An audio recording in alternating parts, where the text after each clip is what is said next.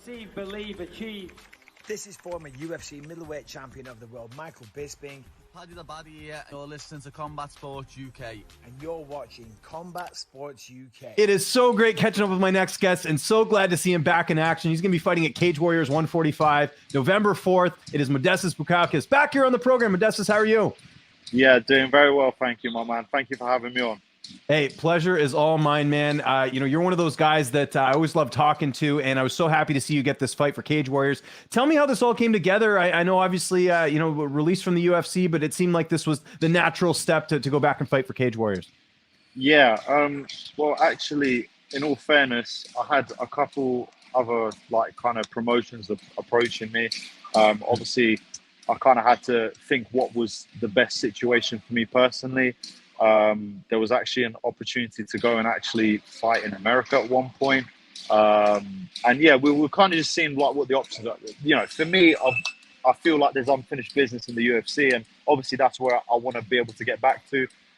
So nothing came about. I had fights fall through. I had, opponents, not want to fight, or, get an injury or whatever. So I've been essentially all healed up and pretty much ready to go since April. And it was only just in September that, my manager then called me and he said, listen, Cage Warriors offered you this. I think it would be good to go back there. I'll get to fight in my home country and stuff like that. So yeah, it just seemed like the next logical route. And obviously they treated me really well when I was there last time. So yeah, it was a great move for me. How challenging has this last year been, just with the way, the last fight went, the injury, like mentally, that's got to be pretty taxing, not being able to do what you want to do when you're on the sidelines, and you got to be finding a new promotion as well. Yeah. I just felt like I completely didn't perform the way I should have. Obviously, I know a lot of athletes go through that.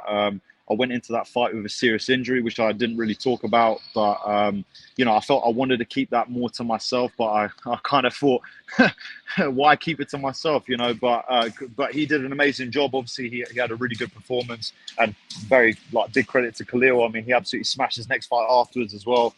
But yeah, I went in there with a really compromised knee. And then obviously the recovery was quite a dark time, constantly just thinking, what's going to happen next? What's the next move? I got cut from the UFC, I think maybe a month later after the injury happened. So, then when I got that news and I had to have 2 operations because the first one didn't quite do the job. They had to go in again. The second one was quite straightforward, but yeah. And then I've just been smashing the rehab, obviously, it's kind of weird not being in the spotlight, not being almost being brushed aside and forgotten about. And, in a way, I kind of enjoyed that, because then it meant that I could just really concentrate, work on myself, work on my skills, and get myself back to full health. And not only that, to become the best version of myself, which I am today. So I've had a lot of time to reflect, a lot of time to work on things, a lot of time to change things. And I couldn't be more excited to get back in there. Were you surprised to get released from the UFC? And I bring that up because one of your fights, I think, should have gone your way. And then you mentioned the injury. I'm sure they had to at least have a little indication of that you still managed to get through and take the fight. Was there any surprise there? Yeah, I was surprised at the beginning, because obviously I do feel like I still won that Oleg Shaychuk fight. Yeah. It's a very close fight. But I mean, if you're looking at then the fight with Sean O'Malley and Peter Yan, if you're going by, how they judge that fight, then I should have won that fight also. So, but it is what it is. In all fairness, they made, the best business decision for them. I didn't show up and perform. I needed to go out and perform. And, I was very confident in myself with my abilities, and I still am. It's just, like I say, just being able to put it out there and get it out there, on the biggest stage possible. So, and, they know I'm young as well. They know I've got plenty of time. They know I need to, work out some things. And this is why I know that the door is still open for me to get back. And I think this was a smart move, not only for them, but also for me. And listen, everything happens for a reason. And I take it day by day. It was very painful at the beginning, but I know that this is all in God's plan. And like I say, I'm looking forward to fill out the journey and make my comeback. How much of the decision to go to Cage Warriors as well is the fact that they're on UFC Fight Pass? The UFC I mean, London has continued to be sort of a destination for the UFC. They've got, Paddy Pimblett now. They have Leon Edwards as their welterweight champion. How much did that factor into the decision of going with them and also being close to home as well?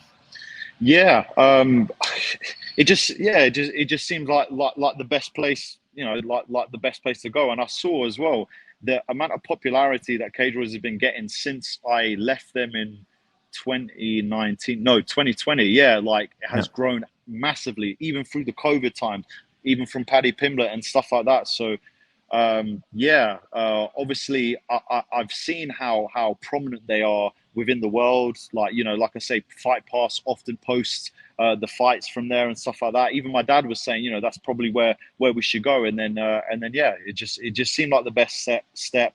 And I'm very familiar with them. And it's the best way for me to get my name out there. One of my teammates, Jordan, is also fighting on the same card. He's got a lot of support and a lot of fans and a lot of people watching and putting their eyes on him. And it's all from Cage Warriors. So they're doing the right thing, and I'm glad to be a part of that. Let's talk about Lee Chadwick, your opponent, a veteran. I mean, this is a fun fight. This is a guy that's been in there a number of times here. My math's not very good, but he's got 28 wins, 16 losses, and I think a draw as well in there. How do you feel like you match up against him? Yeah, I mean, he's a very good fighter, very powerful, very strong, good overhands. But I do feel obviously there are areas where I will have the advantage, especially in the speed department, in the striking department. And I'm very looking forward to have this challenge put out in front of me and to go in there and take it on full storm. It's going to be one hell of a show. And I can't wait to put an absolute tear up for the fans. And tactically, I do feel obviously I'm better in every area, as I have felt with every other fight. It's a very exciting matchup for me. I've got to give that guy a hell of a lot of respect because he took the fight on pretty short notice. It's going to be interesting to have our styles clash, and like I say, it's going to be a fun one for everyone to watch. Training camp, who have been some of the main training partners helping you get ready for this fight? So I have actually switched teams. Again, I went back to my old team, BST Academy. I'm actually sitting in the gym right now. Amazing facility, amazing coaches. Obviously my dad being my head coach, but Danny Batten has been a massive leader and role as well in also getting my comeback right underway and getting my skill sets refined to the areas where I need it to be, and putting ideas off of each other.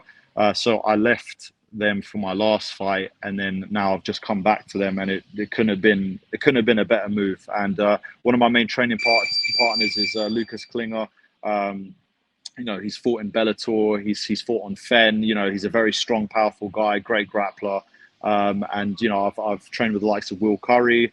I've also had some sparring sessions with Simeon Powell, who's in the PFL, Luke Trainer, who's fighting on Bellator. So I've had some very, very, very good guys to train with, different bodies, different techniques and stuff like that. And it's good for all of us to come together and train and help each other get better. And it's been a very fun training camp. That's awesome. That's great. I know you've been off for a bit. Maybe the weight cut's a little bit tougher. How's everything going in that regard ahead of the fight? Weight cut for me is easy, actually. I found that I don't know if you can tell, but maybe on the screen, but obviously the beard is covering it right now. But I don't know. It seems like my face has sort of narrowed down a little bit. I've managed to keep myself around about 100 kilo and less, and I've kind of just stayed around there. So it's made it very easy, when it goes into a couple of weeks out, just a little couple of adjustments, and I'll be within 10 pounds, if not less, on by Monday. So it's quite an easy cut for me. How do you see this fight playing out on November 4th? I see myself getting my hand raised. I see myself getting the finish, and I see it being a very explosive matchup. A lot of powerful, a lot of crazy moves. It's going to be very entertaining for everyone. And this is my first fight in 14 months. This is my comeback fight. All of my life within this past year has been leading up to this moment. So, you can expect to have the very best version of myself, skill set wise, mentally, And it's an amazing event. With my teammate Jordan, leading the way on the main event. So everything is all falling into place, and I'm very excited. You mentioned the UFC, and I'm sure there's been some dialogue there. I'm sure they're keeping tabs, especially with you being in Cage Warrior. Do you kind of get the sense, and again, not looking past November 4th, but, a couple fights, maybe this fight, another fight, and then you could get right back in there, especially with the fact, like I said, they're going to London very often. I could see you being a guy that they would rely on if they needed a short notice opportunity. 100%. That's the goal. At the end of the day, like you said, we've got to take it fight by fight. We've got to rack up these wins. We've got to beat the credible opponents, and then the opportunities will come. When preparation meets opportunity, it's an amazing thing, and I just can't wait to get in there, get these wins, and then get myself back in there to get right back in the mix with a completely new mindset and better skill sets, and just for me to go out there and really prove myself, because, as I say, I've definitely not done that, and I know I haven't, and that's probably part of the reason why, I did get cut in the first place, and it's understandable, but, it's all a learning process. Some people can do all those things when they're much younger. You've got guys who are freaking 17 now in the UFC, which is mad. Yeah. But, I'm 28. I've learned a lot of lessons, and all of these experiences are all just building up to what's going to happen when I get out there in the cage. And I'm looking forward to it. And as exciting it is for everyone else, it's very exciting for me. So it's all good now. Any video games during camp, or what's downtime looking like when you get that bit of free time? Mate, you know what? Everyone's always playing on their PlayStations or doing this and that.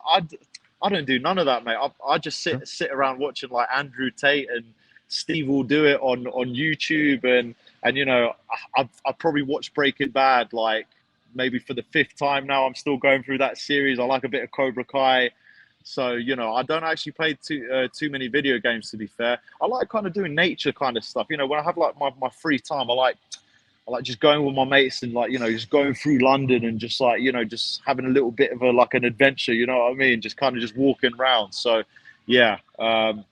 I'm afraid to disappoint you by No. Hey, listen, it's good. But... It's so important to get that stuff in, right? Especially going outside and walking around. I feel like we get too sucked into technology. So got your priorities straight, man. That's great. Yeah. Modestas, we're looking forward to it, man. Cage Warriors 145 coming up here November 4th. There's anyone you'd like to thank before you get out here? Any sponsors, any social media you want to plug? I'll give you the last word. Yeah, no, 100%. So obviously just my social media, MODYB24 on Instagram, Twitter, Baltic Gladiator. I've got to give a big thank you, obviously, to BST Academy. They always make me feel like I'm at home. All the coaches there, Danny, Raymond, Lucas, my training partner, obviously my head coach, my dad, the main man, always there in my corner. Denison Sutherland, throughout all this time, has been one of the main sponsors for me, and he's always helped me out. Same with Leanne from Distinct Physiotherapy. Listen, my knee, I wouldn't be doing backflips or any of this other crazy crap that I'm doing these days if it wasn't for her continually helping me and sponsoring me. You've got Azam Jaffrey. He's helped me a hell of a lot. I've got a couple of people that are very close to me who know who they are, that'll be helping me out again with sponsorship to help pay for medicals and stuff like that. Fighters Shop UK, helping out with my walkout stuff, and yeah, whenever I need anything, my Lithuanian brother always helping me out, and yeah, just all my training partners, Will Curry, Lucas Klinger. I've got a really good stable of people behind me, and we're gonna go out and rock the O2 on November 4th.